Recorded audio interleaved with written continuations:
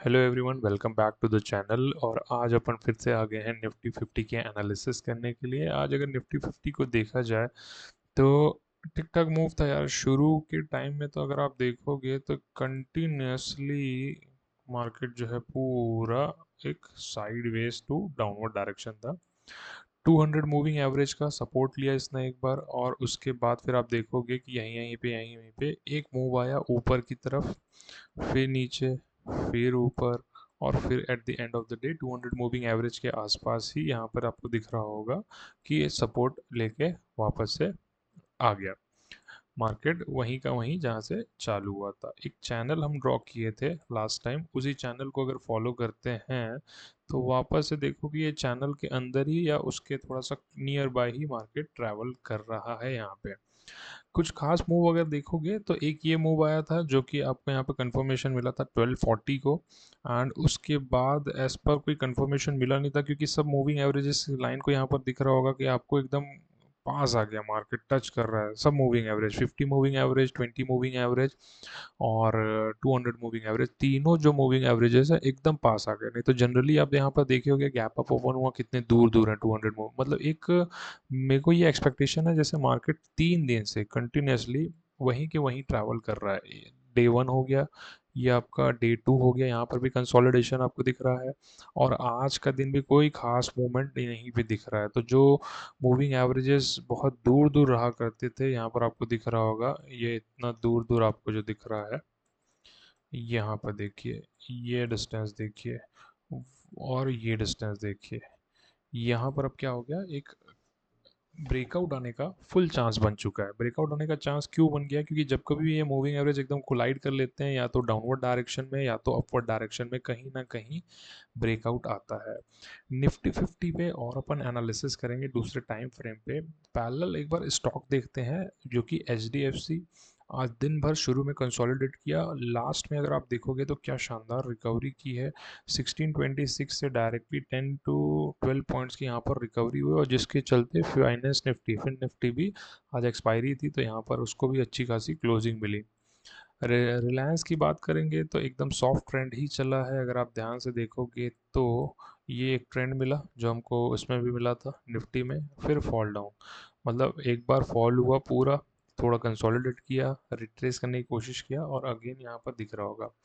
But जब तक ये कंसोलिडेट कर रहा था, यहाँ पर आप देखोगे कि वॉल्यूम जो है एकदम कम है, और जैसे ही यहाँ पर गिरने लग गया तो लास्ट में देखिएगा थोड़ी सी ये लार्ज वॉल्यूम में लोग यहाँ से एग्जिट हुए हैं या एंटर किए हैं, ये हमको कल पता चलेगा।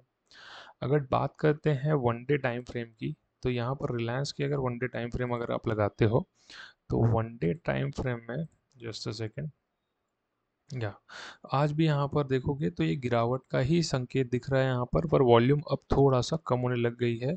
बट मुझे ऐसा लगता है कि ये थोड़ा सा और रिट्रेस यहाँ पर हो सकता है रिलायंस की, अगर मैं स्पेसिफिकली बात करता हूँ तो। अगर अपन बात करते हैं एचडीएफसी बैंक की, तो एचडीएफसी बैंक में हालांकि नीचे से बार बार सपोर्ट लिया है, लास्ट अगर अपन बहुत दिनों से देखेंगे तो नीचे से सपोर्ट ले रहा है यहाँ पर बार बार, और एक दिन अच्छे वॉल्यूम के साथ सेल हुआ था, बट उसके बाद फिर से आप देखोगे यहाँ पे सपोर्ट हो रहा है।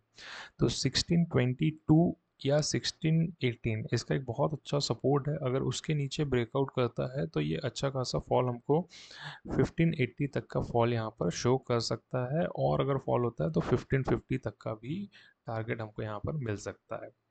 बट हम ट्रेड करते हैं किस में, हम ट्रेड करते हैं निफ्टी में। तो निफ्टी की अगर अपन बात करते हैं और इसमें अगर वन डे का चार्ट लगाते हैं, तो निफ्टी में वन डे का चार्ट लगाने पे अपन को ये पता चलता है कि भाई मार्केट नॉन डायरेक्शनल है, क्लियर। ये कैंडल नीचे जाती है, ऊपर जाती है, और वापस से बीच में क्लोज हो जा रही है, इसका मतलब कोई रिजल्ट नहीं निकाल पा रहा है मार्केट की मैं ऊपर जाऊं यार कि नीचे जाऊं, कंफ्यूजन चल रहा है अभी बुल एंड बियर में। और सबसे ज़्यादा अगर नुकसान देख रहा है या लंका लग रही है किसकी, वो है रिटेल की, क्योंकि रिटेलर क्या करता है, बाय करता है, और यहाँ पर हमारे जो बड़े बड़े प्लेयर हैं, बिग बुल्स, वो यहाँ पर बहुत ज़्यादा शॉर्ट करके बैठे रहते हैं, जिसके चलते उन लोग को मज़ा आता है यार कि यहाँ का चलते रहे मार्केट, 2-5 पॉइंट मिलते रहे, और हम यहाँ पर डीके करते रहें, और at the end of the day Thursday कुछ ऐसा चमत्कार दिखा दे 100 पॉइंट 200 पॉइंट का, ताकि मार्केट में रिटेलर जो है वो कंटिन्यूसली बने रहें। अब हमको क्या करना है भाई साहब, हमको जो करना है, सबसे पहले तो इस पे वन डे का चार्ट लगाते हैं निफ्टी में। वन डे का चार्ट लगाने के बाद अगर आप देखोगे तो निफ्टी में भी कंटिन्यूसली 2 दिन से नीचे की तरफ से आपको सपोर्ट मिल रहा है, मतलब बाइंग आ रही है। ये एक पॉजिटिविटी दिखाता है, बट मीन वाइल अगर अपन 15 मिनट की कैंडल में एक बार चेक करते हैं तो यहाँ पर आपको दिख रहा होगा ना ऊपर जाने दे रहा है मार्केट, ना नीचे जाने दे रहा है। बट अगर रिलायंस की अगर अपन बात करेंगे तो यहाँ पर मेरे को एक नीचे का लेवल दिख रहा है। एचडीएफसी की बात करेंगे तो ये सपोर्ट लिया है, तो अभी का मार्केट कुछ कंक्लूड करने लायक नहीं है। बट स्टिल अगर अपन देखते हैं एक बार ऑप्शन चेन को, ऑप्शन चेन यहाँ पर लगा दिया हूँ आप सबके सामने। ऑप्शन चेन को देखते हैं तो मेरे को एक चीज़ यहाँ पर क्लियर हो रही है कि यार 300 पे बहुत ज़्यादा कॉल राइटिंग होके रखी हुई है। 300 का जो आपका लेवल है उसमें बहुत ज़्यादा कॉल राइटिंग हुई है, तो इसको ब्रेक करना अभी थोड़ा सा मेरे को मुश्किल लग रहा है। अगर वॉल्यूम अगर आप देखोगे तो ह्यूज वॉल्यूम है 25,300 पे, एंड चेंज इन ओआई भी अगर आप देखेंगे तो ठीक ठाक है, बट यहाँ पे सपोर्ट देने वाले लोग बढ़ते जा रहे हैं। ये कौन हो सकता है? ये रिटेलर ही हो सकते हैं। अगर अपन बात करते हैं ओपन इंटरेस्ट में क्या क्या चेंजेस आया, तो एग्जिट किया है 25,200 से 25,450 के लोगों ने भी एग्जिट किया है, और फुल डे का मैंने यहाँ पर लगाया हुआ है। और अगर अपन F I I D I का डेटा अगर देखते हैं, अगर आ चुका होगा तो ये थोड़ा पुराना डेटा है हमारे पास। ये स्ट्रॉन्ग बुलिश सिग्नल को ही रिप्रेजेंट कर रहे हैं एफ आई आई। और अगर मैं डी आई आई की बात करता हूँ तो डी आई आई वाले बोल रहे हैं यार मीडियम बीरिश, मतलब ओवरऑल मार्केट जो है एक साइड वे का ही इंडिकेट कर रहा है। तो जब कभी भी मार्केट साइडवेज होता है, मैं आपको क्या बोलता हूँ, छोटे टाइम फ्रेम में आप ट्रेड करिए तो आपको ट्रेड्स ज़रूर मिलेंगे। कैसे मिलेंगे? एक 2 मिनट का सेटअप आपको बता देता हूँ जल्दी से, वीडियो को ज़्यादा लंबा नहीं करेंगे। जैसे ही दो consecutive green candle moving averages को छोड़ देती है, जैसे यहाँ पर इसने छोड़ दिया 1437 को, आपको ट्रेड एग्जीक्यूट करना है और 5-6 कैंडल तक वेट करना है। 1 2 3 4 5, यहाँ पे फिर भी सिग्नल है, यहाँ तक वेट कर सकते हैं। तो एटलीस्ट आपको ऑप्शन में अगर आप देखेंगे तो कुछ 20-25 पॉइंट्स ही मिले हैं, जो अगर आप प्रीमियम देखेंगे ऑप्शन के प्रीमियम में तो 5 to 8 पॉइंट्स आपको यहाँ पर मिल सकते हैं। बाकी पूरा दिन अगर आप देखते हो तो मूविंग एवरेज की लाइन को उसने छोड़ा ही नहीं है, मतलब फुल्ली कंसोलिडेशन है। कोई भी ऐसा पर्टिकुलर सिग्नल नहीं मिल रहा है जहाँ पर आप ट्रेड कर पाओ। ओवरऑल अगर मार्केट में देखूंगा तो 25,240 से लेकर 25,300 60 पॉइंट की रेंज में पूरा दिन मार्केट ने निकाल दिया है, पूरा दिन। और इसमें अगर आप अपना कैलकुलेशन करोगे तो आपको नो डाउट लॉस ही हुआ होगा अगर आप अपना डेटा थोड़ा सा सर्च करते हो। लॉस का रीज़न क्या है? अपन बेचैन हो जा रहे हैं यहाँ पर। यहाँ पर देखो किस टाइप की कैंडल बनी है यहाँ पर, ये वाली कैंडल देखो, टोटल स्टॉप लॉस वाली कैंडल है दिस वन।